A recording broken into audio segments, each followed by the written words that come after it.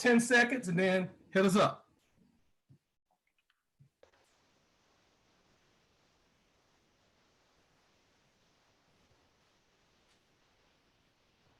Bingo. What's going on, everybody out there in After the Buzzers land? This is your man Marvin Orange with another broadcast of After the Buzzer Sports Podcast. We missed you guys on Saturday. We couldn't join you, but we back here on Wednesday. Of course, we're gonna bring the fire for you today. Hey, we got a really special guest here, Coach Walter Pitts, University of Virginia women's basketball assistant coach, Virginia Cavaliers. A lot of things that we want to touch with him, especially with COVID going on and some of the things that we're facing. Really want to get his perspective, and someone who's in the middle of the fire kind of right now dealing with young student athletes. It's going to be real good to hear his perspective. We got a lot of other great things we want to talk about too. Of course, the Big Ten and the Pac-12. They have reportedly, I think that they've canceled season. So we want to hear what you guys think about that. Coach Nick Saban, I know me and Walt, Alabama boys, we always got coaches back, but he says some things that some people may not like. So we're going to try to dive into that and see how you guys feel about that. We also got Dr. Cameron Wolf of Duke talking about some of the things with the infectious disease specialist. He's talking about that it should be safe to play basketball and to continue sports. I know Walt might have some feelings about that. So let's get into what we feel about what he's saying about the COVID-19 and being able to go back into sports.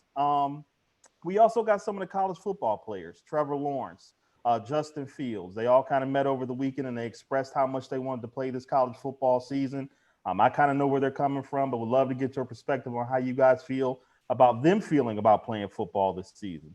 And will COVID-19 change the landscape of sports as we know it moving forward? I know we got a college basketball coach, and Coach Pitts has been all across the landscape when it comes to basketball. What do we think about that? The Lakers, I'm not a Lakers fan. Everybody knows that, but they've got some struggles going on. And I told y'all before, this was going to happen. But we're going to dive into this a little bit and kind of see where the Lakers stand. How do you feel about them moving forward in the playoffs? Do we think that Joel Embiid and Ben Simmons have played their last game together? Ben Simmons got hurt. 76ers not looking real good in the bubble. Do we think that's it for them? Some NBA awards. You want to kind of touch on that. Most valuable player, rookie of the year, defensive player, most improved, coach of the year. Let's get your thoughts on who you guys feel will win those awards. The Atlanta Dream, we wanted to touch on this the last time we didn't get a chance to. Wearing the T-shirts against Kelly Loeffler, who's one of the owners. What are your thoughts about that? And, of course, Dwayne "The Rock" Johnson, he joined a group that purchased the XFL. What do you guys think about that in terms of the XFL?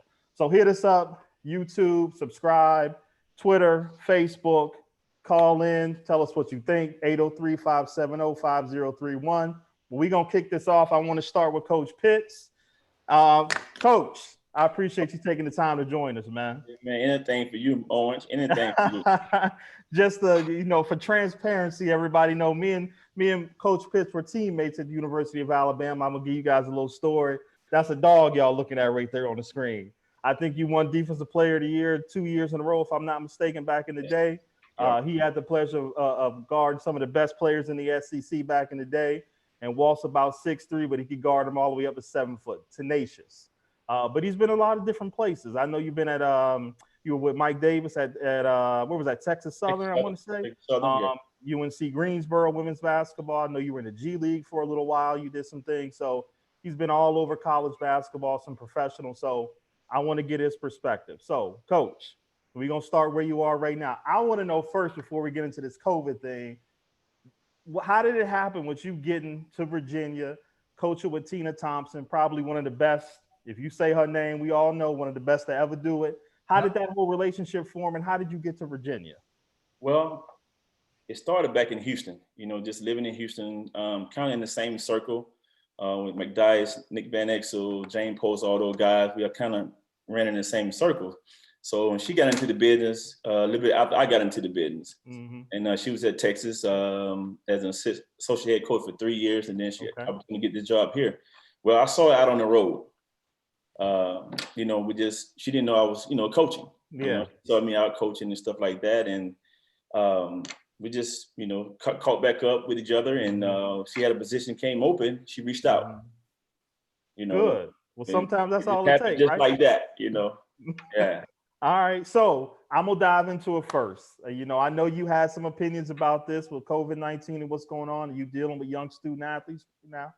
How do you feel about this? I mean, what's it doing to you as a university, as your players? How do your players feel? What do you think about this and moving forward playing college basketball this season, man? It's tough. I tell you, we deal with it every day, even with the recruiting standpoint. You got to try different ways to try to recruit when you can't go out, Zoom calling, FaceTiming, Mm-hmm. you name it, you can come up with it. You got to try to get an edge on the other person to try to show the recruits what they can't, because they can't come on campus. Right. I do a lot of, Right. sometimes I get the old ones or the young ones, 21 in their class or 22 to 23. I get on a lot of FaceTime, show them Mhm. facilities, show them what we have to offer. I break down our staff. We have a very experienced staff that have a lot of professional insights. Yeah. Coach Tina Thompson, associate head coach Carlene Thompson, who coached in the WNBA, was the general manager for 2 different teams and general manager. Oh, wow. Coach Monica Wright, who played at Virginia, played in the WNBA for 7 years, won 2 WNBA titles with the Minnesota Lynx. She's the all-time leading scorer in Virginia history. So myself, my playing day, playing overseas and coaching in China, coaching in the G League, coaching on both sides. So a lot of experience there. So it's been tough. Anything to get an edge on Right. in the recruiting thing. But just for this COVID thing, man, I think my personal opinion, I think we should shut it all down Mm-hmm. until there is a vaccine or some type of control. We get it under control, because people not realizing if you allow students to get back on campus, Yeah. and they're not thinking about a bubble, Right. Right. and your student athlete not gonna think about that bubble. They're students, they're kids. Mm-hmm. They're gonna want to get out and mingle. When the weekend happens, you can control them from Monday to Friday. Mm-hmm. But when the weekend happens, you're gonna try to have security, try to keep them in lock, but they're kids. Yeah. They're gonna get out. They're gonna try to move around. It just happened. Just look at NBA guy. It's one day in the bubble, Lou Williams out. So it's like an 18-year-old kid. Think about that. So that's my biggest thing. I think you have to shut everything down, to me, until you get the thing under control, for it's a vaccine, or just get it where it's mild, and we can start back up from there. And touching on the kids that are seniors this year, I think especially the ones that have an opportunity to get drafted by the NFL or NBA, Mm-hmm. I think the NCAA got to get together with those leagues and say, hey, you know what? We'll give you an opportunity to put your name in the hat. Yeah. If you get drafted, you move on. If you don't, give them the opportunity to go back to school, because of what is going on right now. Yeah. That's my take on it. Yeah. And with me, Coach, it just seems like there's no real leadership from the NCAA. It looks like it's kind of, putting it in the hands of universities to kind of deal and do what they think is best. But as you know, if we go back, even though I know it was a long time ago, putting ourselves in a position of being 18 to 22 years old. Yeah. I mean, we wouldn't have been able to do it. That. And we skip curfew sometimes. We're right. We skipping curfew. And to put that responsibility on 18 to 22-year-olds outside of the facility to do the right things, when we see adults that can't even do the right things, who are supposed to be protecting them, to me, it's just a hard thing to manage. And without knowing the long-term effects of this virus, especially on athletes, there's studies coming out that there are different effects on athletes. It's hard to put kids into this position. So I agree with you. But it'll be interesting to kind of see where it goes. We can't be selfish because we want to watch sports, man. I think it's about a lot of people's lives, man. It just, you don't know the underlying, people have underlying health issues. You may think, how it's going to affect you. So I just think it's just, until we can get it under control and find something, I think we should shut everything down until that point. Are you finding the majority of the players on your team, though, they want to play? Is it hard to? They want to play, and they just think, they think they're going to miss out on something. Mm-hmm. And I think that's where the NCAA has to step in and let them know they're not going to miss out on something. Yeah. I think that's why a lot of those guys like Trevor, those guys or that have NFL status, they want to play to try to improve their status. Right. Instead of, you know what? you can take this time and focus on your career, pro day or whatever, draft day, whatever. And if you don't get drafted, then you have the opportunity to come back, Absolutely. Okay. Lee? Coach, and first of all, thank you for joining us. I really appreciate it. Really, Thanks really for having appreciate me. it. The first thing I want to ask you, though, now see, Marv got his Alabama hat on. It's all Roll Tide stuff. You're not going to come on and agree with everything he said just because y'all are Roll Tide. Now, tell me that. I just want to know that first. I'm not going to do that. I can promise you that. Yeah, I appreciate that because me and him don't see eye to eye. That's all I'm saying about it. Okay. Talk to us about, I'm a proponent, and these guys will tell you, I think if done right, you could have the season. But tell me what the University of Virginia has talked about testing, and specific to your team as far as how they've constructed the testing protocol. Because one thing that for me is the main issue is the colleges are not spending enough money to properly start the season back. It's the economics of it, putting in the resources, because I think you can isolate kids on campus in dorms, but the commitment to do it, to me, is the issue. Talk to us about that, and talk to us about how testing has been laid out to you guys at the University of Virginia. And what we're doing right now, we brought our young ladies back. And prior to them coming back, they had to quarantine at home for 14 days before they got on campus. Once they got on campus, day 2 on campus, we ought to go take the COVID test. Very uncomfortable for me, and not everybody. It's a problem, and we have to do it every 2 weeks. Yeah. Okay. We actually got to take it tomorrow. Yeah.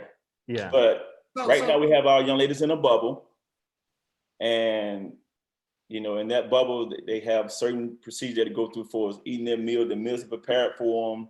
We have snack for them already in their room. Whatever snack they gave them a list of things that they can choose from. Mm-hmm. So they pick what they want, and we had it delivered to their room. And their meals is delivered also, or when we get through with workouts, it's simmered on the table. They get it and they go. They back in their bubble until the next day. They're in their bubble until we see them next day.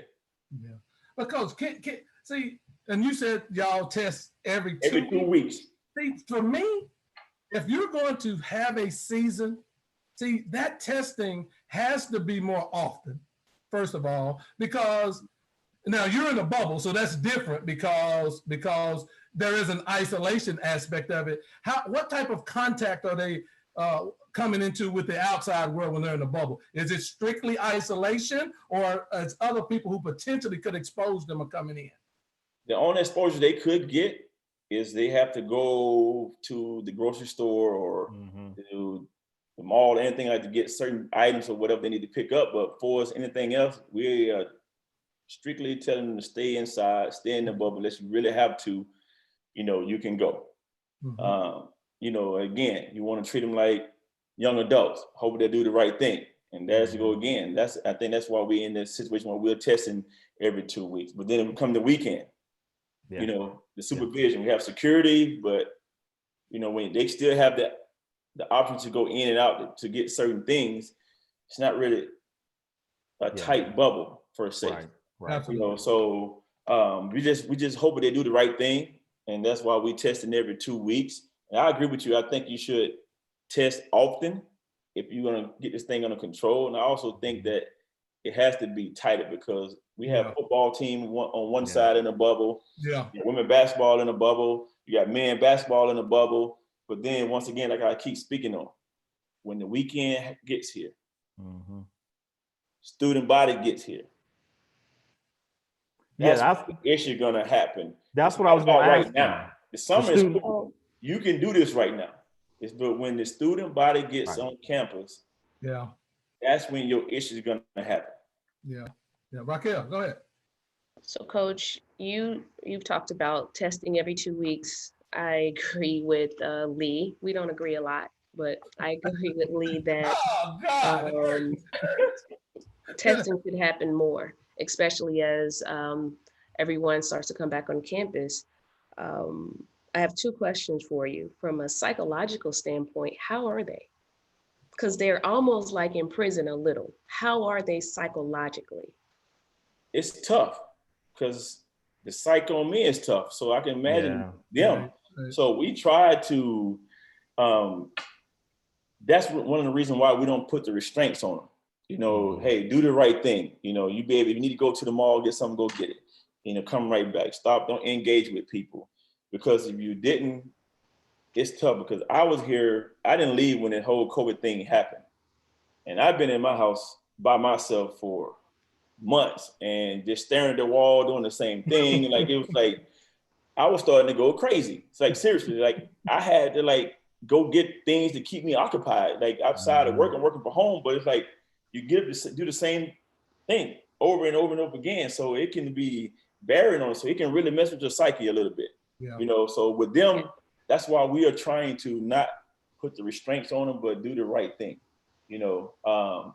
And we have, you know, a special person they can speak with, you know, on a daily basis. That was my next question. Yes, we so do who do have you someone have like this. there to talk to them? Because there's no doubt as adults, we are struggling with it.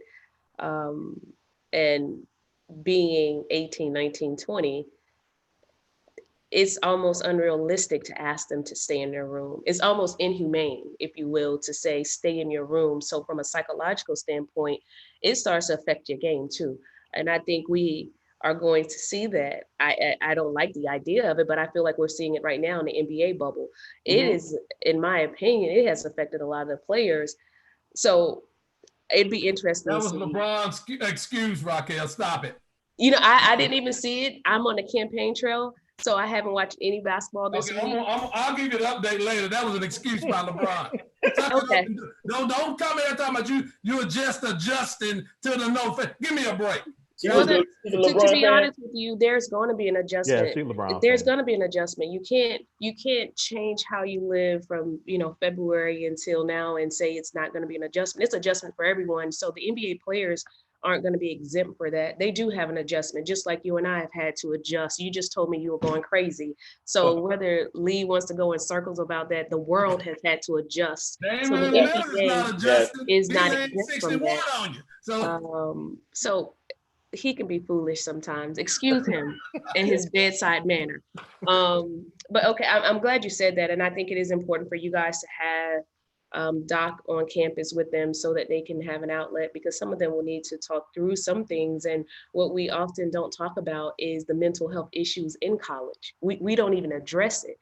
Yes. And almost every team in the country has a player that has some mental things going on. So I'm happy to hear that Virginia has something in place, because it's a very real thing. And my last question is, have you guys had a player test positive for COVID yet? We haven't. Thank God. We haven't. I think the football team might have had 2 or 3. We know football players are catching COVID. You don't have to tell us. It's happening across the country. Yeah. We know. All the football players are getting COVID. It has not since we've been on campus, which is good.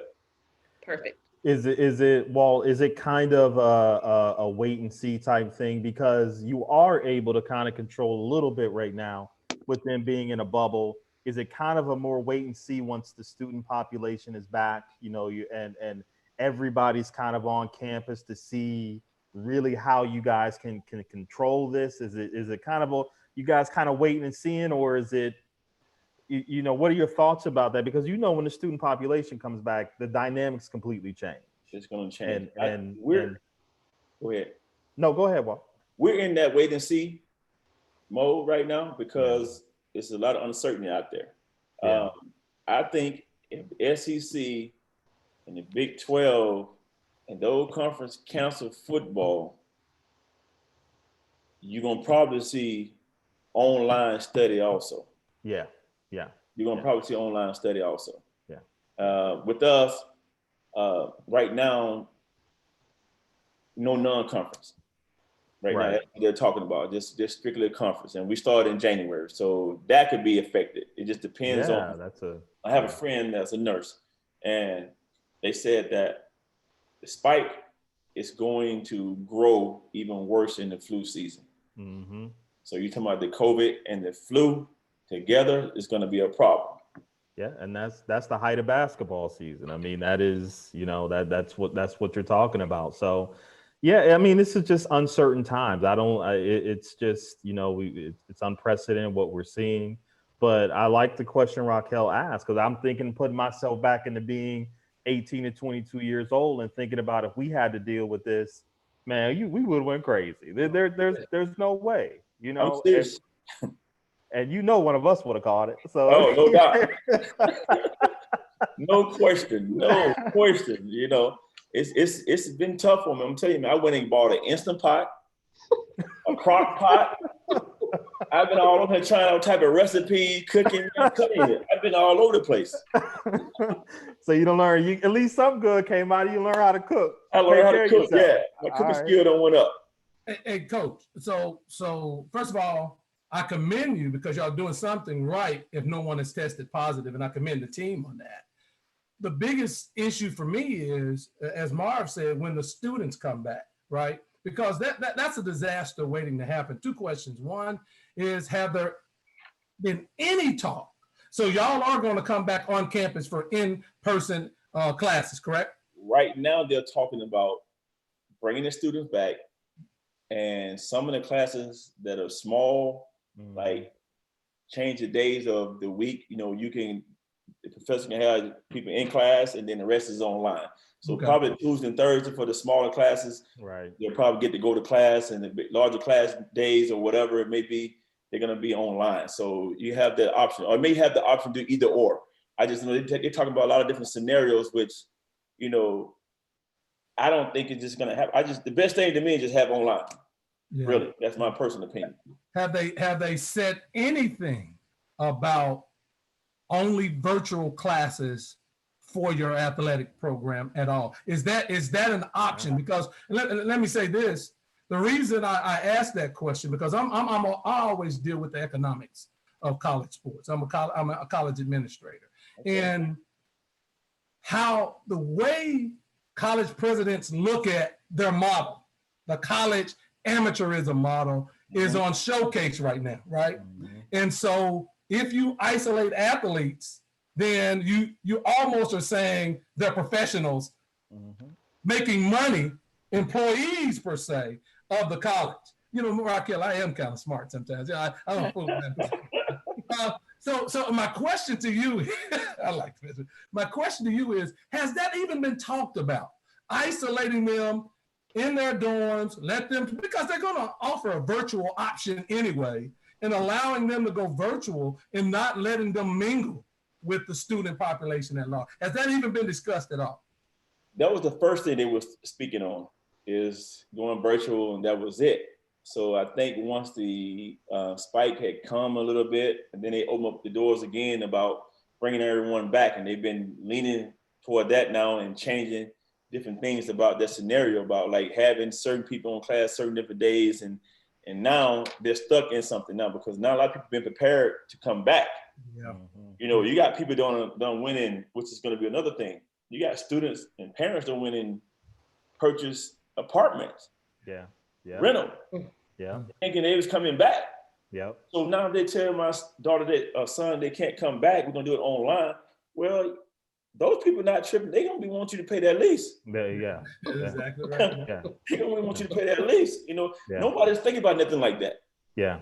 Last question for me. The problem for me is they're not doing any type of testing for the student population at large. So, they can come and go to parties, go to bars, do all this.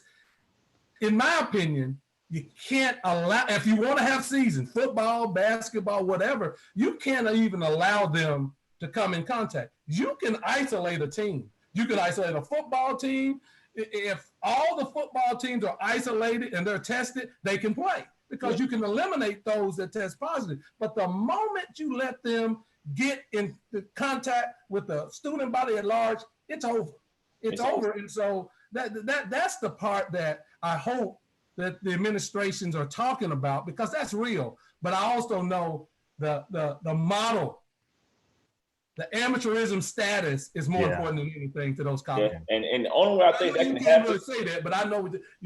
The only thing that is, like you just said, the only way I can see this really happening is if you bring the athletes back, don't let the student population come, do everything online, kind of same thing, keep them in a bubble, and you're going to get your money off TV contracts anyway. Yeah. You're going to get your money off TV contracts anyway, because all the SEC and everybody, the package they pay to watch the games. Yeah. You're going to get your money that way. So now you got the students in the bubble, you playing, you're getting your contract money, you're going to make us pay the TV money just to get to watch the game. We're going to pay it because we're big college football fans. Yep. Right. Let me ask you this. I'm so sorry. I'm so sorry. Show anytime you want to. So Come up. you feel as a coach at a higher education institution. Yes. Very prestigious institution. Yes. You feel comfortable with saying or feeling that it's okay for the athlete to come to campus, but the general population, the rest of the students that are there to get an education, not come? I didn't say it was okay.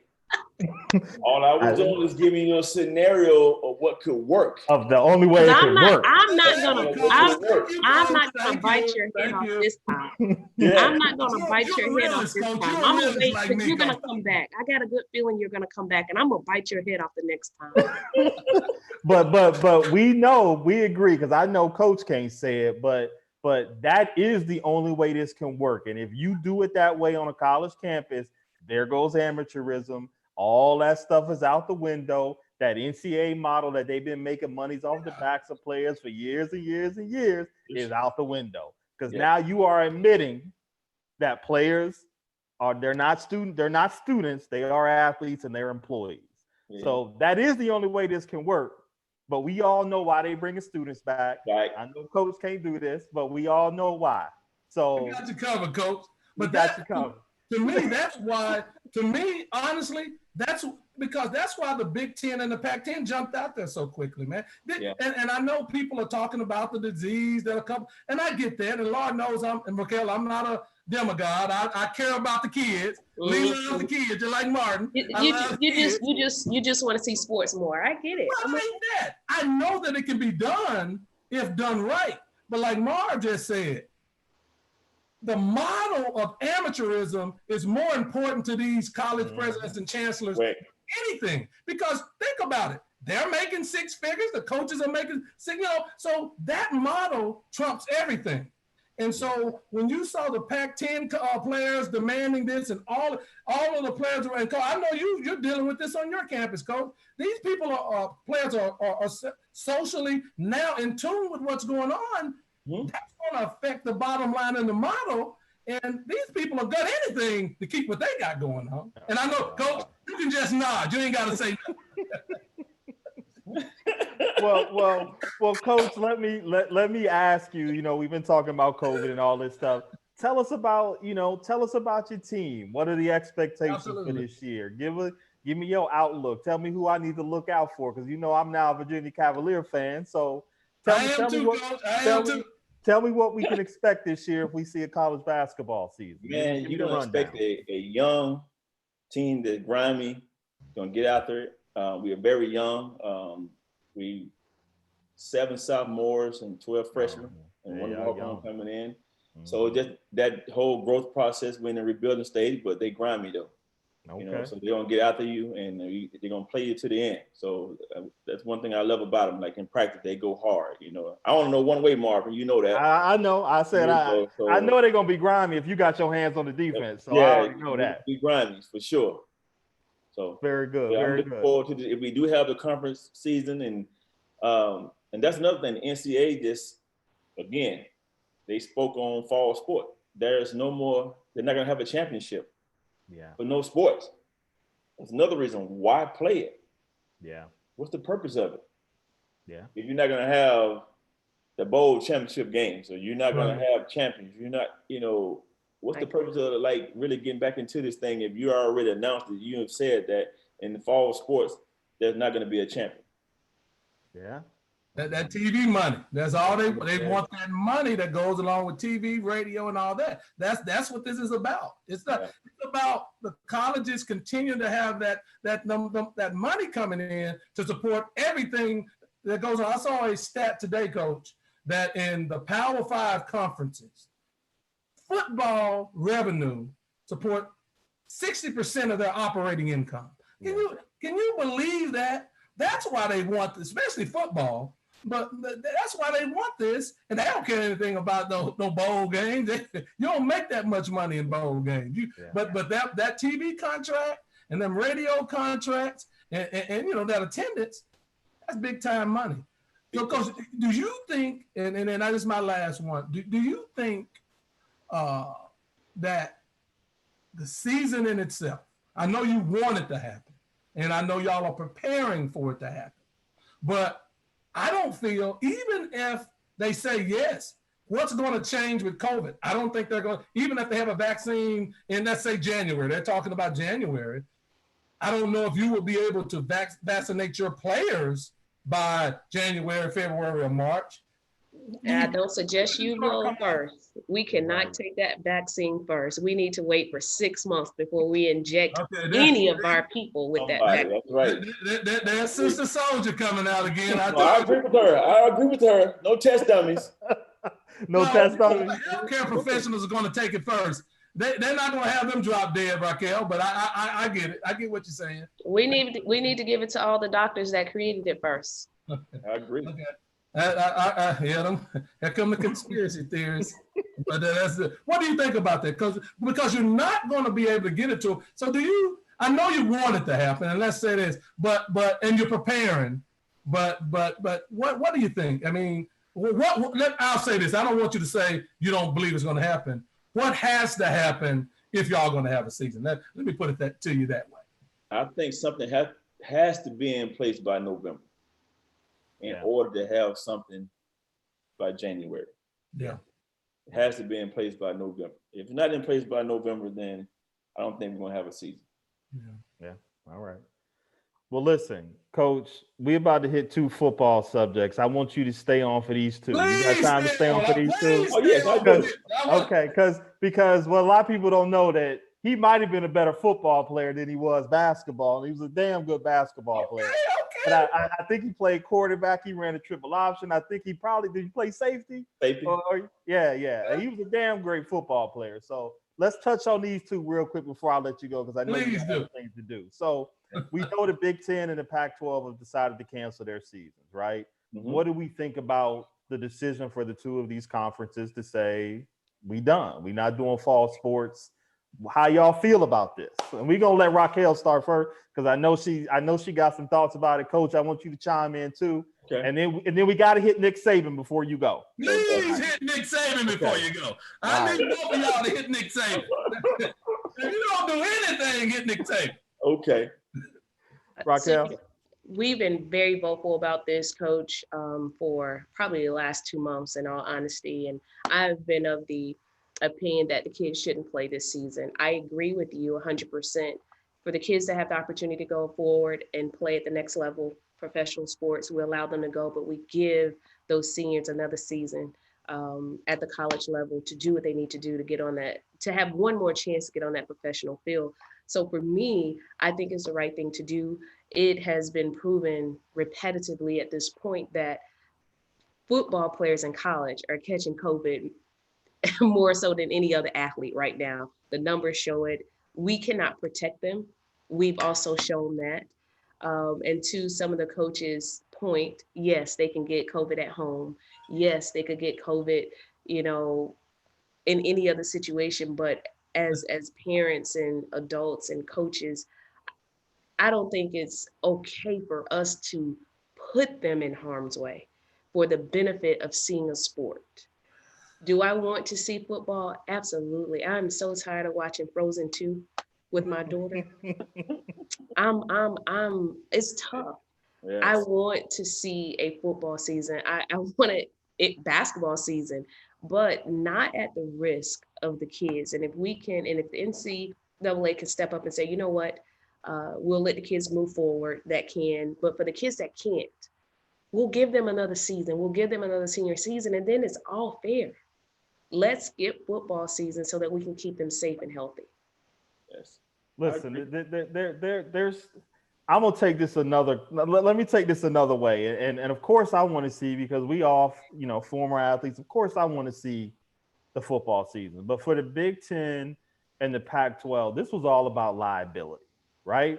That, to me, that's what this was about. Because no matter what you do to mitigate or to put things in place to stop people from maybe getting COVID-19 or these things happen, it's gonna happen. So the worst case scenario to them, you got to look at it from a president's perspective. What's your worst case? Yeah, what's your worst case scenario, President Jones? The worst case scenario is somebody die. Mm-hmm. That's your worst case scenario, that you have somebody. And then look at from a university. Walt, you at University of Virginia, like there are from teenagers all the way up to people of retirement age, from professors and researchers. Universities are the only place where you get this diverse of a population and culture together in one place. That's right. Like, you can't control or mitigate that. You can't control it.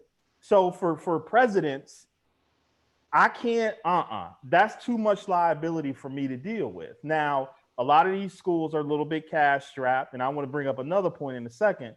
So we know that this is about them trying to play football because of that reason. But I agree with them going ahead and cancel the season, because you can't, from a business perspective, you can't take that risk. Yeah. Now, we talk about it from a sports perspective. There's a whole bunch of other stuff that kind of goes into this. That's right. And that's kind of my perspective on it. And don't forget about the waiver you signed. Yeah. A lawyer friend of mine. Go ahead, but that's not your side. It's written on. That's what he told me. That would never stand up in court. That's what I'm saying. But Coach, let me say this. First of all, Raquel, I got to help you out here. And I don't know what y'all's positivity rate is, Coach. Maybe you do. But the positivity rate for Alabama football players is 2%. And the population at large in some places is roughly 25%. So certainly football players are not contracting it now, since they've got everything in order at the rate that the general public is. So that's just not true. But Marv, what I will say is this. It's about, look, the Big Ten, or let's go to the ACC, Coach, as a conference, how much money in an average football season does the conference bring in? $200 million? More. Yeah. You're more than that. But more. So the NFL paid a diagnostic lab $75 million to test all of their players. They get tested every day.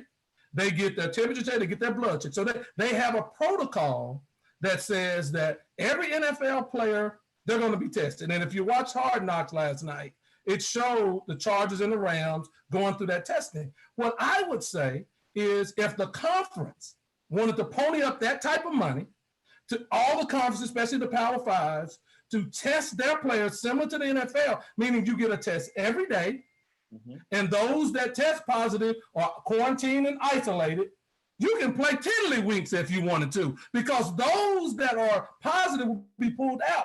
The issue is, and the reason the Pac-12 and the Big Ten canceled was they don't want to spend any money. I mean, let's be honest. They don't want to spend the money to do it properly, to isolate the kids, and to make sure that they're safe, Raquel, which I agree with, to make these sports happen. Well, if you're not going to do that, cancel the whole damn thing, because you're going to get some people contracting COVID that shouldn't. But these NFL players, you don't hear of these NFL players who have been in training camp for 2 weeks now. You don't hear of them contracting COVID. You know why? Because they get tested every day. And so if you're going to spend the money that these conferences have, you can play any sport you want to. And if when you get two teams on the field, they can play, because you have a true knowledge base that Marvin Orange is not positive, Raquel is not positive, and Coach Pitts is not positive. Now they can go out and play. Coach, what do you think about that? Yeah, I think they're bubble tight. Right. You know, I think they bubble real tight, and they have the resources again. We may think that college have the resources, but they don't. Right. Not the same. It's not the same. I'm Well, telling you, well, it's not the same. You may think that it's only generated when you're talking about that season. yeah. Right. But when you talk about when you bring in football, another thing you said how it pays salary. Pays a lot of salaries for other people. Well, football. there you go. It- There you go. it's eating off salaries. You know, you're You're talking right. about, and now you're talking about trying to go spend money on research and do all these type of things. You know, they don't have it. It's like Virginia. Like, if we don't have school, it's gonna be tough on us because, you know, you don't know if parents want to still send their kids to Virginia because out of state tuition here is $66,000. Yeah. Ooh. In state is 33. It's doubles. Yeah. So we want them kids on. We want them to come. Yeah. Yeah. You know, that's a buck of the money outside of football, if you ask me.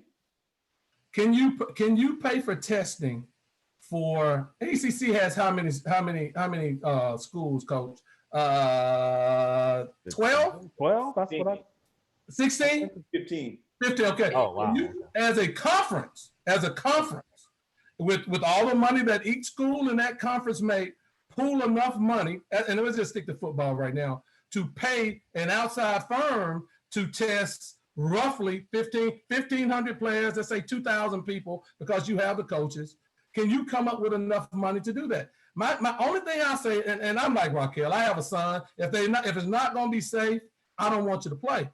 I just think you got revenue from football paying everything. You know, you're paying for everybody. The fencing program gets to go up to Dartmouth, the fence. You know, the water skiing polo, they get to do it while the indentured servitude players are out there killing themselves. But that's okay with me.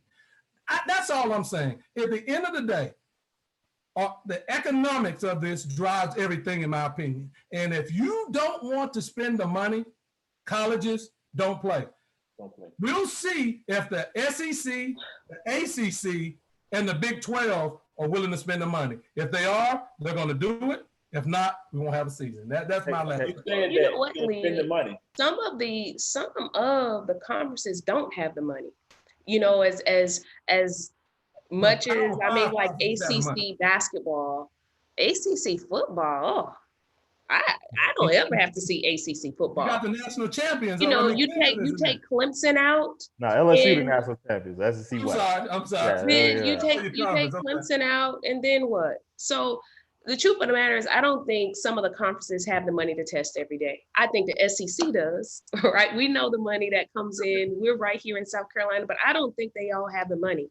And I know some of the colleges in the ACC certainly don't have the money. Duke's budget and Virginia's budget is different. It's different. It's a lot different. And the salaries at Duke are among the highest in the country. The salaries for professors at Duke, I'm a college professor, the salaries at Duke are at Ivy League salaries. So Raquel, we're talking about a conference though, not a school. That we're talking about the conference at large coming up with these funds, not necessarily a school. So that's not going to happen. That's why they have individual bank accounts each school. Well, Raquel, that's not going to happen. Raquel, I'm gonna give you a look. The conference splits bowl money. The conference does these things. So the economics is driven from the conference down, and then you have individual money that's made by the school. But those in the conference divvies that money throughout the to all the schools, correct? Yes. Okay. So once that happens, again, financially, some cannot afford it because the money doesn't sit in a pot at the conference level. It doesn't just sit there and hang out. No, it's given to the colleges within the conference. And believe it or not, without that money, some colleges would close down. They would be in the same situation that HBCUs are in. We just don't know that because they're white colleges. So they don't tell us what's on their books financially. Hey, let me give you guys a different spin, and let's think about it this way.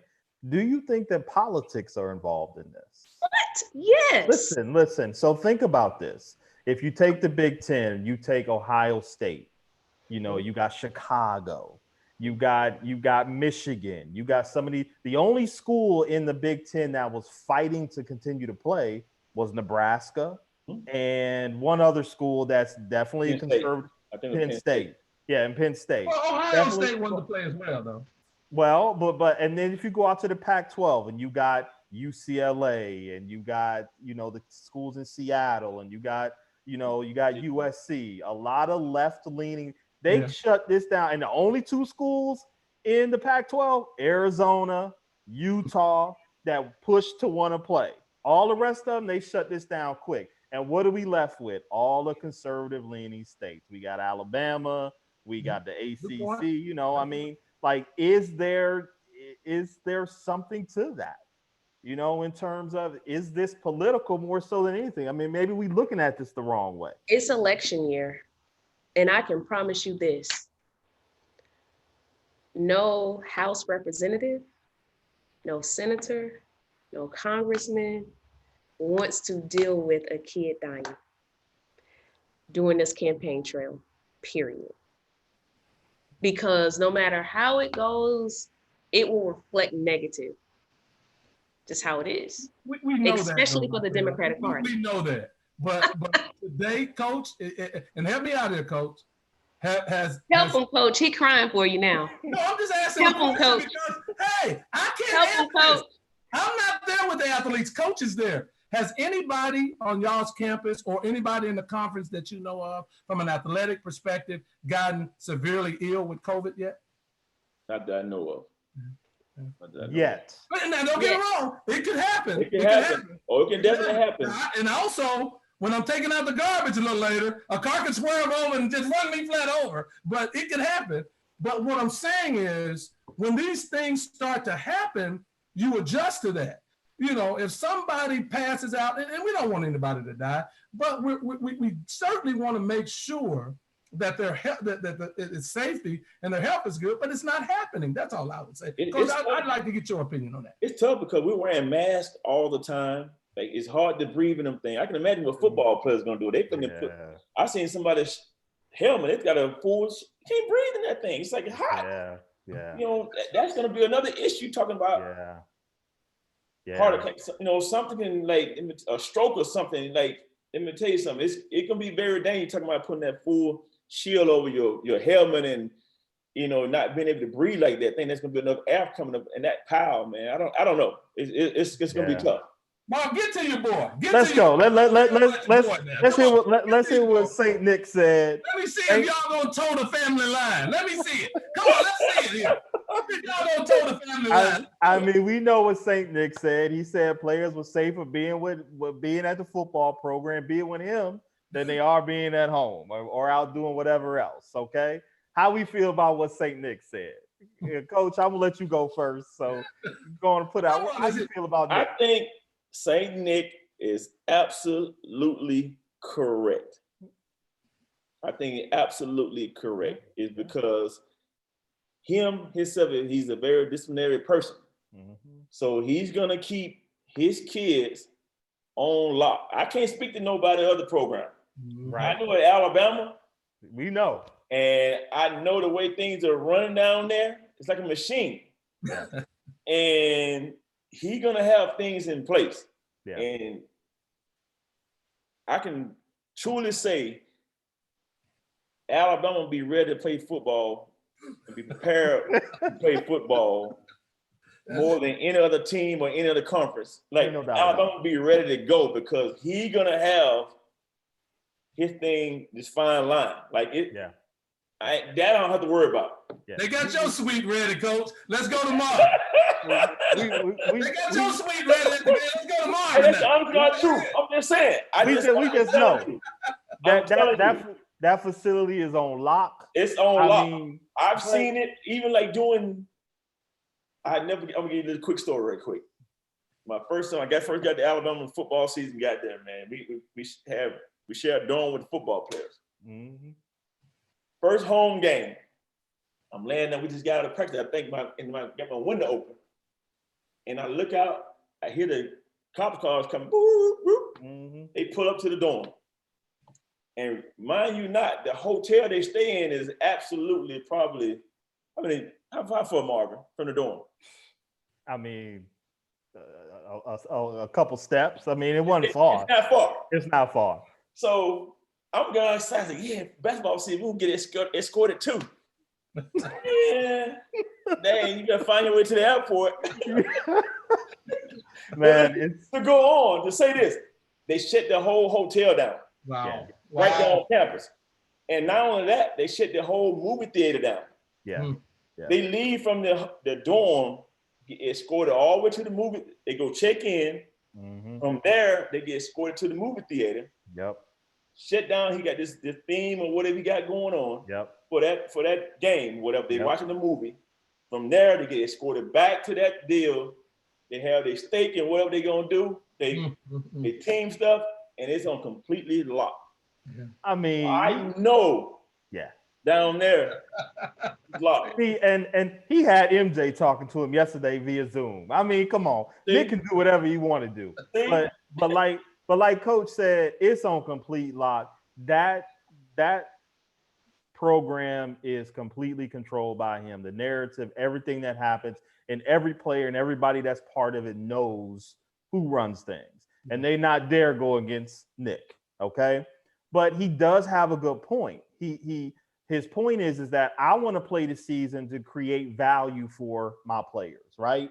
For the guys who have an opportunity to go make generational money, to change their families' lives, to change their life. That is why he wants to play the season. And Nick don't need money. He fine. He gonna be fine.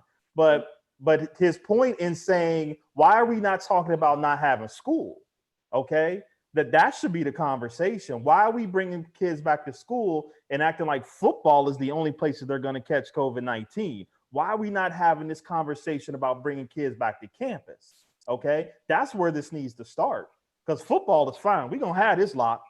Y'all ain't got to worry about this. But why are we not having this conversation about schools? Hey, Raquel, both of them going to get their sideline passes. They good. They good. Hold on. Well, I'll say this. If it's what they're saying, and let's say we take their word for it, if it's what they're saying, I don't know if everybody else can be that confident. Number one. The SEC can, though. It's a different. I can tell you what, the Gamecocks can't. Oh, yeah, I think they can. The Gamecock players are okay. I've seen the Gamecock players at my restaurant. I've seen the Gamecock players. I had to go to Walmart. I saw a Gamecock player in Walmart. That's not happening at the University of South Carolina right now. I'll say that. I'm saying it's a difference. So if we could say everybody was this controlled, then we're talking about something very similar to the bubble that we've seen in the NBA. What you guys are describing is very similar to what the NBA has done. Now, if that could truly be the same for all the schools, legitimate conversation. He's right. There are more people outside of his football team contracting COVID, blah, blah, blah, blah, blah. But if they have that kind of control over those guys, makes sense. But that's just not happening all over the country, period. I do say this. I don't agree with him about having the season. I do agree with him about saying that they are better off and safe with him. Yeah, I agree with him too. From a medical perspective, they're better off. From a controlled environment perspective, they're better off. And let me say this to what you said, Raquel.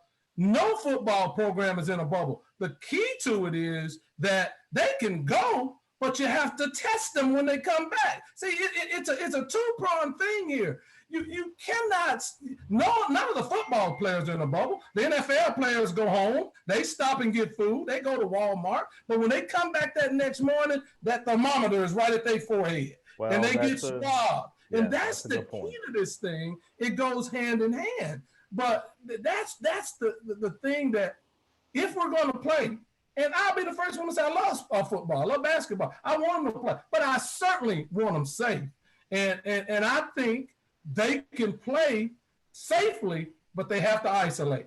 And that, for me, is the only way we're going to have a complete 10-game football season, isolating those players. And I don't feel that the college chancellors and the presidents will give up that amateur status. That's the whole thing with me. You know what another big thing is? What is the price for the testing to get the test, get those deal? Because the swab may be more expensive because it's a quicker turnaround. Yeah, it is. And I can tell you right now, that thing up to your nose is very uncomfortable. But it's tough. I got it done, man. As soon as they did me, tears started coming down my eyes, bro. I was like, man, what the hell is this? I didn't. Listen, for real. That's why, again, that price tag for the NFL to get that rapid test was $75 million. And they're testing roughly 2,800 people, coaches, personnel, and all of that. That's why that $75 million tag, because it's very rapid. They find out instantly, and that's why it costs that much. And again, if you're going to be in major college football, that's a $4 billion a year, industry. Well, you have to pay that if you want to play football. And if you don't want to pay it, you can't play. And I'm with that. And listen to what you just said now. Pay to play. But is it worth it now when two conferences already backed out? Yeah. The other one may back out. Or the NCAA said, you're not going to have a champion. So which is crazy. What's the reason for playing? Put it this way, Coach. You didn't need any other Pac-12. None of them any good. I know you're right. The only one you need is Ohio State. And if you missed it, so the Pac-12 can go about their business and go fishing and whatever they do on the West Coast. And then you only really need Ohio State out of the Big Ten. And Michigan, but Ohio State. And then you got the SEC and the ACC. They can play all day. I love it. I watch it every week. And then you throw me in Oklahoma and them boys chucking that ball around. I'm in heaven, man. I don't need nothing else. I appreciate you. All right, we going, Coach, man. I really appreciate you coming on. It's good to see you. It's been a long time. Please come back, Coach. When it gets closer, make sure you come back and hang out with us, please. Oh, for sure. Yeah, but again, everybody, Coach Walter Pitts, University of Virginia women's basketball assistant coach. Let's all support Virginia this year if we have the opportunity to do so. And Coach, we got to have you back. We're going to have some roundtables, some other stuff going on. Definitely want to have you back, man. It's great. And Coach, if you can't make it with them season tickets, send them to me, okay? Okay. Nick ain't going to bar you from the games. So if you can't make it, send it to me. I'm going to see y'all some gear, man, so y'all can represent a little bit. Man, Absolutely. Come on, man. I'll get with you on that. Okay. Appreciate you, bro. Okay. All right. Appreciate it, Coach. All right, Appreciate Coach. it. Good deal, Marv. Excellent, man. Excellent. Yeah, Excellent. very good stuff. Boy, that man was tenacious on the court, though. Let me tell you. He got up in Big Dog Glenn Robinson like Walt ain't but 6'3". Right. Big Dog about 6'10". He gave him all kind of fits. Muscling him. Man, he was tough now. He was tough. So, all right, well, let's move on. Very good conversation with Coach. We got Duke. Their Dr. Cameron Wolfe, the infectious disease specialist. He told everybody that they think they can mitigate it down to a level that makes everyone safe to have a college basketball season, football season. What do you guys think about the specialist, Dr. Cameron Wolfe, and kind of what he's saying about having a season? Lee, I'm gonna let you start. The only thing I'll say from that quote that stuck out to me, because I don't want to take up a lot of time, as my compadre to the left would say, I'm long-winded. The only thing that I took from it, Marv, was that it will be expensive. See, that to me, that's what it all falls into. You can't do it, and anybody you talk to, it's going to cost. And if they're serious about having this stuff, then you got to pay up. And maybe you can't play some of the fall sports, and maybe you can't play some of the spring sports, but you can make that revenue from TV and radio and all that you get from having a football season. Again, 60% of the operating income comes from football. So that's all I'm saying about this whole deal. And I think we don't want anybody to get hurt, but the doctor is saying it. But it's going to be expensive and it's a lot of work. And all the colleges willing to do it. That's where I stand on it. Yeah. Raquel? I would like for Dr. Wolfe to write the plan and put it out there. What's the plan? What does it look like? Because him saying yes doesn't make me feel any better about it. Write the plan, make it public knowledge, and then put the dollars and cents to it. And then say yes. Hell, Markel, I can write the plan. I mean, that's an easy one. I can write the plan.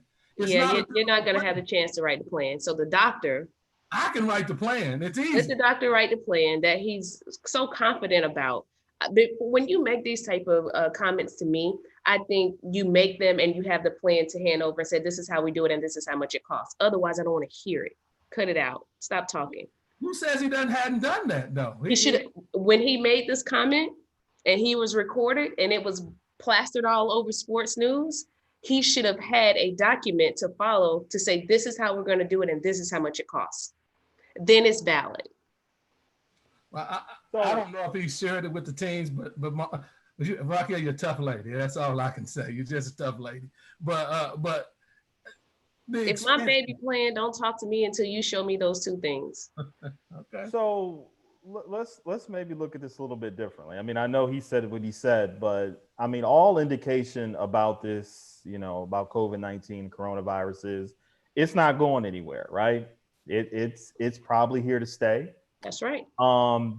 Do we at some point, and is it now, do we need to just go ahead and start accepting that that's going to be part of the risk of playing sports? Because, every other thing is a risk in playing sports, injuries, all the other things that come along with it. Is this just another element that we need to add to, and is this just going to become the norm? Do we need to start thinking of it that way? Well, Marv, I think it is a part of our norm, and the missing piece to it is what's the cure? When do we have the vaccine? When are we able to counter this? Right. One of the things that we're not talking about. So yes, I agree. It's going to be a part of our norm, just like the flu. We lose thousands of people a year to the flu. Right. So that's a part of our norm, and we know how to deal with the flu. When we get to a place when we know how to deal with COVID, then it's no different than the flu. Yeah, we gotta go back to living. We can't live. We're all kind of living in a bubble. But I'll say this: in the midst of COVID, what we're not talking about, and I have a very close friend that's a ER doctor, surgeon, and he said to me, Raquel, people are not talking about the survivors and what they're struggling with after they survive. So there are people that don't have full function of their limbs. There are people that aren't getting their taste buds back. There are people that it has caused another issue, that has caused another issue, that has caused them to die. The underlying issues that people are dealing with that have recovered from COVID, we're not talking about at all in our country. But it's indeed an issue. So when I think about the players, the physicality of football, the wear of basketball on the body, you have COVID, you recover, but what are now your underlying issues? Right. We're not talking about those things. Yeah. So for me, yes, it's going to be a part of our norm, but we don't know to what extent yet. We have no clue. Yeah. And I think that's the whole underlying part of this conversation, or the part that makes it so hard for me is that we don't know enough. And that's a great point, Raquel. We don't know what comes from this. And there's not enough to give us evidence of how this will affect people long term, and especially athletes. I mean, you already got guys talking about it's giving them an enlarged heart, some athletes who've already started this. So there are cases that you're starting to see where we don't know where this is going to go. So as in NFL and professional sports are different. But from a college standpoint, administrators, presidents, football coaches are supposed to protect players from themselves pretty much, because the majority of people are going to want to play. But we don't know enough to put these kids at risk for the things that are bound to happen, Lee, down the line. Lawsuits, all the things that they don't want to have to deal with, they're going to come from putting them in a situation where they're going to say, hey, we weren't protected enough. We weren't, that's all going to come. So that's my biggest thing with it. It's a fair point, Marv, but as Raquel said, last year, 64,000 people died from the flu, right? There's been as many as 80,000 people in the country died from the flu and have long-lasting respiratory issues from the flu. And that enlarged heart disease can be caught from a common cold or the flu. So I see. I hear what you're saying, and I don't disagree. I agree with it actually. And as far as it being a part of the society, I'll say this. Same way with the flu. You're going to have to get vaccinated when the time comes. And I know, I kind of want to be in the second wave too, Raquel, just to support what you're saying. But I'm still going to get it now. But I'm going to, hit me later. That's all I say. But to me, Marv, I guess I err on the side of we have these administrators who know what to do. They know what's needed to make this thing happen. It's not like they don't have the models, Marv, for basketball, for football. They have the models right in front of them. These people are making conscious decisions not to follow the models that's been set forward by pro football to keep a certain status available. And it's amateurism. I find it disgusting. And to me, that's the problem, because these people, you saw the fact that they had sued, went to the Supreme Court, and the Supreme Court ruled that no, colleges can pay their athletes for, field trips and certain things. And then name, image, and they see the model changing, and they just don't want to change with it, because you can do this safely if you really wanted to. But you have to give up something, and you have to say that these guys are here more for the financial benefit of the college than as a student athlete. Good point. Let's jump to the landscape of college sports with COVID-19. Like, do you think that the landscape of college sports will change forever moving forward? Because, I know we want to talk about Justin Fields and Trevor Lawrence, but I think we all agree. Yeah, we know they want to play. So how do you think that this changes sports moving forward? Or do you think it changes sports at all? Lee? Mark, I heard Dabo Swinney 2 days ago say he would support a college athletic union, a college players athletic union. When have you ever heard coaches say that, Mark? Because they know that the landscape is, the genie's out the bag now. You see all of these guys being socially active now, and I don't think they can put it back in. And I think the NCAA is scrambling right now, because the one thing that this COVID pandemic has done, it allowed the players to finally let it click their worth and what they are in this process of what we call college sports. And I don't think you put the genie in the bag. I think this has changed forever. And I think you're going to see a lot of different things on the horizon. And there has been talk about the SEC forming a super conference, even in this COVID environment. And I can almost see it coming where the SEC, the Power Five, break off and they start paying these players. Yeah, they got to break off at this point.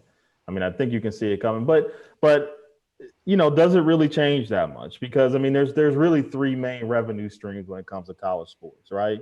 You got broadcasting, the TV contracts that we talked about. You got the marketing, sponsorship portion of it. And the third component probably is game day, ticket sales, merchandising, things of that nature. So two of those things aren't going to change. That model will never change. I don't care what's going on. People are going to watch football. They're going to be on TV. Them TV contracts are going to stay the same. All of that's going to stay the same. I do think that we will, though, like you said, Lee, I think you're going to see the Power Five. I think it's going to make them break off from the NCAA. I think they're going to create their own entity. I think you can see that it's coming, because it's been turned on its head just because the players have decided to know their worth. And at this point, like you said, it's out the bag. You can't put this back in now at this point. And players are like, nah, there are things that we need to be able to perform in the play, and you've been making so much money off of us. Yeah. So, in the way that they make money, I don't think it's going to change, but it will change in terms of, I think you're going to see I think the Power Five is going to break off. The NCAA it's really useless on It a really broad. is. I mean, it's really useless on a broad scale. So I think you're seeing the beginnings of a change in the way that we kind of do this and see it. Raquel? Gosh, I don't know. I think for the most part, the landscape will be the same. I think the biggest difference is players are now more vocal and they're going to remain vocal, and they now know their worth and they know their power. Yeah. I think they just didn't know their power before. They didn't know that they can influence and change whatever they wanted to just by not playing. So I think a lot of it will remain the same, but I think as far as the demands of players, you will start to see that become a thing, and those demands will start to be met. I think the union is something that, and I think we all agree, that just needs to be in place. They haven't been protected, they haven't been taken care of, and frankly, they've been horses, and they've made a lot of people rich while they've suffered, while they've gone on to not make it into the league and not have insurance and body parts messed up and not being able to work. And I mean, they have been treated like slaves in many ways. They have been a part of a systematic slavery system. Yeah. And I think that time is now over. Yeah. That's a very good point, Raquel. Yeah, very absolutely. good point. Very It's good indentured point. servitude. These guys, and they mask it by a scholarship. But Marv, you know this. Oh, How many hours? I mean, all they're trying to do is keep you eligible. that's it. Keep you eligible. That's it. And that's it. That's a shame that we have educators that come on and say the scholarship is worth $500,000 over. In theory it is. Yeah. But you're not doing it. But the last thing I'll say, the coaches in the Power Five, Marvin, have always sort of supported the money exchange because they're making anywhere between $6 and $9 million a year. If we giving the players a few dollars, they don't care. It's the NCAA. That's the only good thing, not good from my perspective, is that they regulate and fine and that thick ass book that they have. Mm-hmm. But that's the only thing they're good for, and that's not even good. The coaches want to pay those players because they know that the players sacrificing. I mean, I know a guy that played college football, Marv, his finger goes this way. When he points at him, his finger goes this way. And it's like, come on, man. That's for the rest of his life. So, I agree with you, Raquel. It's slavery. It's indentured servitude, and that has to change. Well, we went a little long with Coach, but I do got to get this in. We got to talk about these Lakers. We got to talk about the time you need on this. Go ahead. We got to talk about these Lakers because I know I got two Laker fanboys and girls on the panel here. What's up, guys? Either one of y'all take it. What's up? I was looking at stats and looking at just the Lakers are struggling in a major way from the field. They're not shooting the ball well. Against the Rockets, the boys shot 2 for 19. The Thunder, 7 for 56 3-pointer. You cannot win if you cannot put the ball in the hole.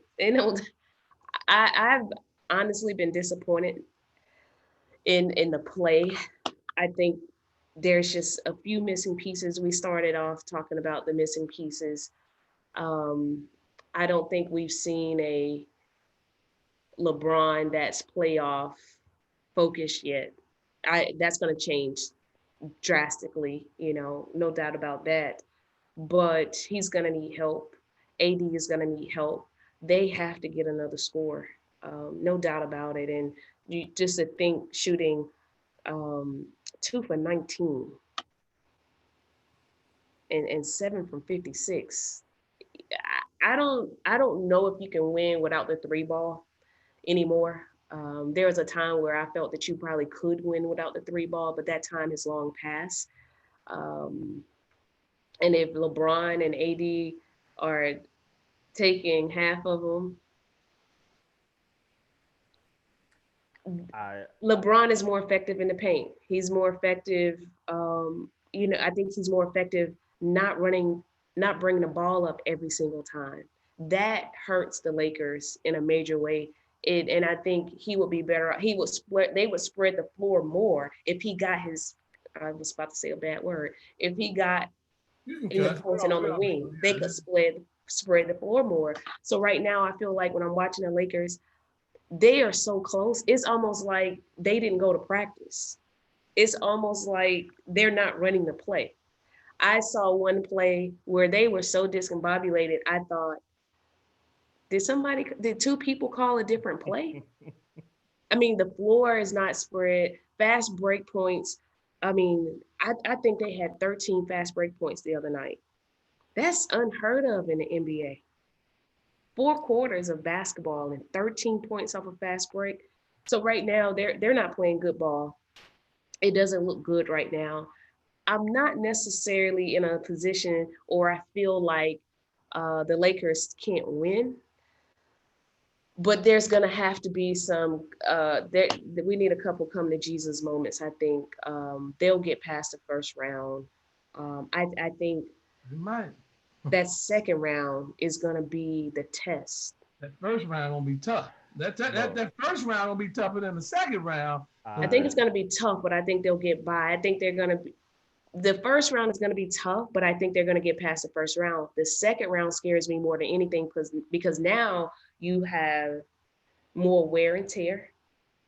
The playoffs just require more of a basketball player, period. It's just not like a regular season game.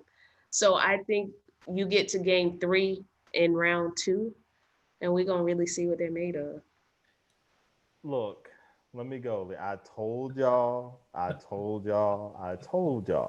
They don't have enough shooting. Okay. Now listen, there's something else that's really interesting to me though too, because basketball with me, I'm a numbers person when it comes to basketball, and possessions to me matter. They're averaging 95.7 points per 100 possessions. That's 10 points worse than the next worst team in the bubble. That's horrible. That's horrible. Juxtapose that to Toronto, who's averaging 105 to every 100 possessions. So that's a recipe for disaster when it comes to basketball. The problem with the Lakers is that if you can't spread the floor and let AD work, and they can't run that pick and roll, then the Lakers are done. Because if I'm not scared of anybody knocking down outside shots, I'm doubling LeBron every time he come off that pick and roll. I'm getting the ball out of his hand. Every time AD get isolated in the post, I'm doubling him because I'm not scared of nobody else. So Toronto exposed the hell out of LA when they played them, because that's exactly what they did. They said, you know what? Y'all, both of you not beating us. So we're going to double you, LeBron, every time you come off. You're going to have to give it up, and somebody going to have to prove that they can make a shot, and they can't make shots. Dion Waiters is not the answer. There's a reason why he's been on so many teams over so many years. You know, JR's in his 16th season. Kuzma, come on. None of these players outside of LeBron James are proven. Even AD, okay? He goes 3 or 14 the other night. You putting a lot of faith. Now, you putting a lot of faith in AD, and he's a hell of a talent. We all know that. But I got one commodity that I know is proven in the playoffs, and that's LeBron, surrounded by a bunch of other players outside of Rondo, who's not playing right now, surrounded by a bunch of other players who got a lot of question marks. That's not good going into these circumstances, having no home court advantage, because that's what they would have had in the playoff, which would have made a big deal.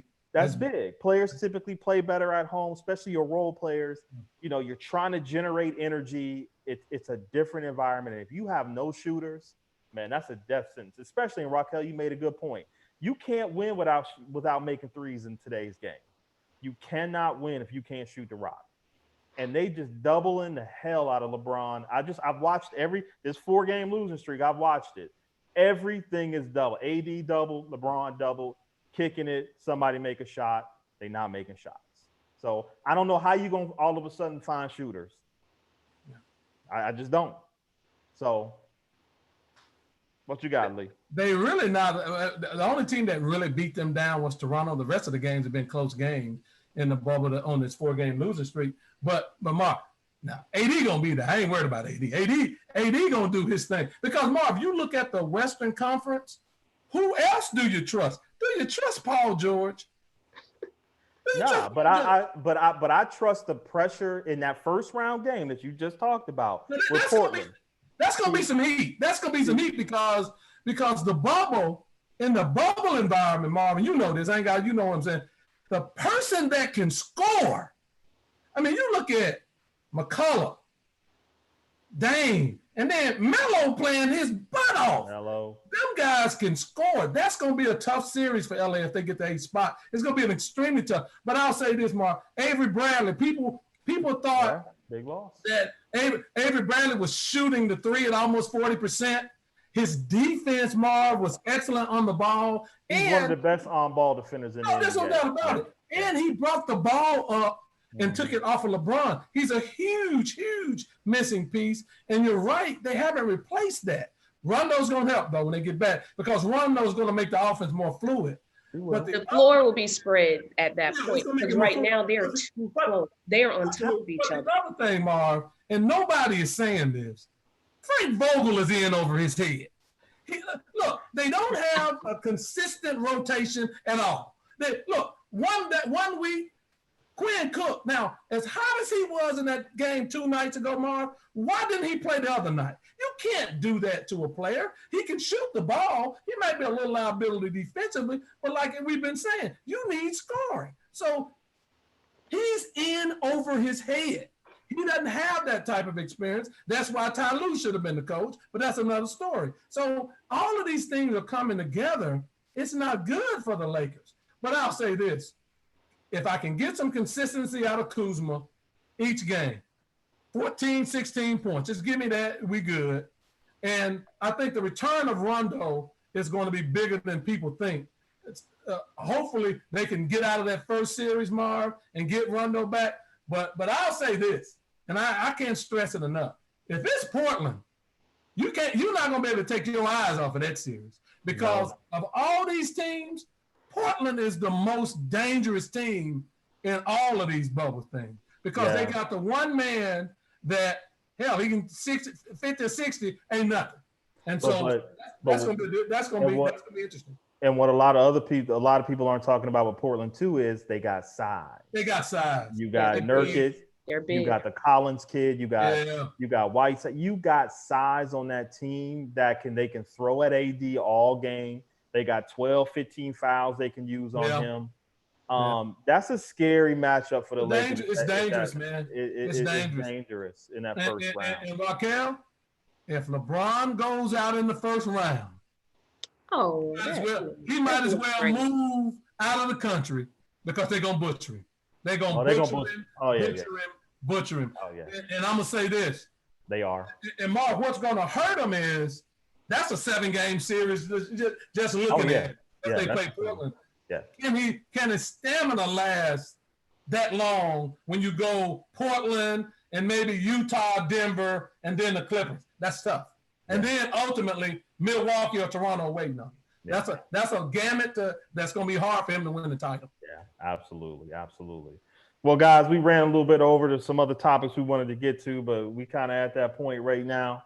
But we do want to certainly thank Coach Pitts for coming in. Oh, yes. Thanks, Coach. So let's get some closing remarks, you guys. What are some of the important things that you got from the show today? Some things that you might want to share. Raquel, anything? You know what? I know you guys, the Democratic race, Kamala is now going to be the vice to Ben. It was a great choice for him. She's a dog. She is. She will say all the things he can't say, number one. Mm-hmm. She will be the vocal piece that he's going to need to survive for 4 years. He's aging. Yeah.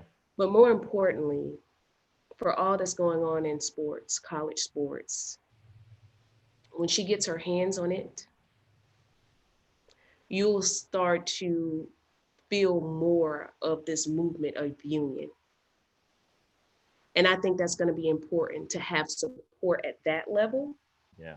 for these players that are clearly in a systematic system of slavery. Mhm. So I think for our country, we have the possibility, number one, to make history, first Black woman in position. Number two, I think for all the things that we have had issues with, our HBCUs, our athletes not being taken care of and people making millions off of them, I think they're going to have another mouthpiece and another champion that's going to help them push that a little further and a little faster. Absolutely. Well, just to piggyback off that real quick before you go, Lee, just watching some of the things today about Kamala Harris and just from our people finding everything to have a problem with her being chosen by Joe Biden. This is one of the most important elections that we're going to ever see. I mean, let's just In our lifetime. in our lifetime.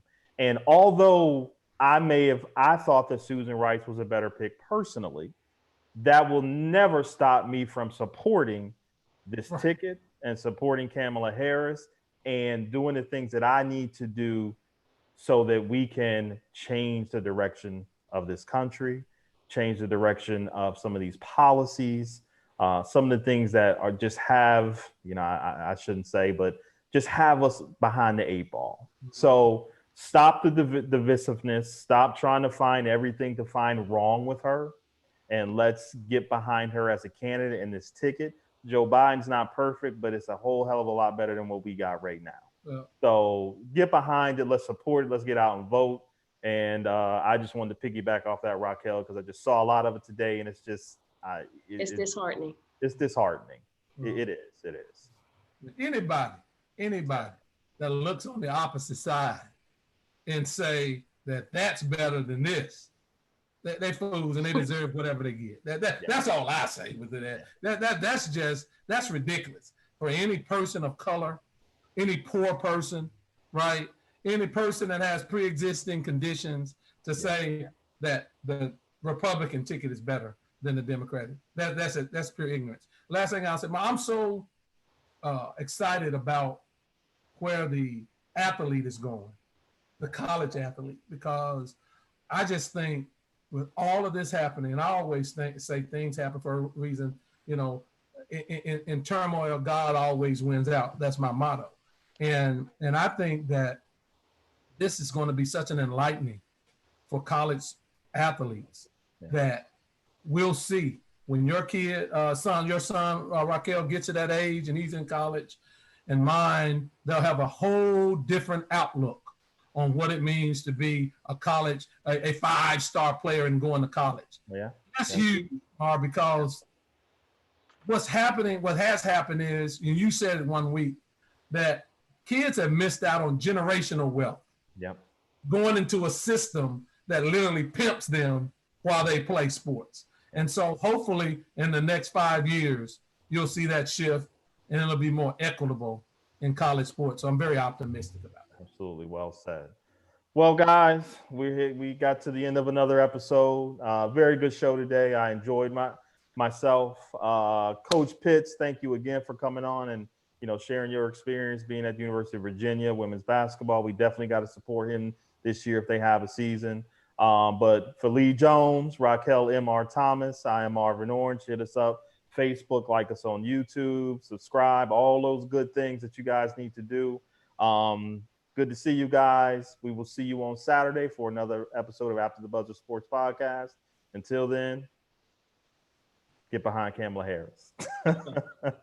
There you go.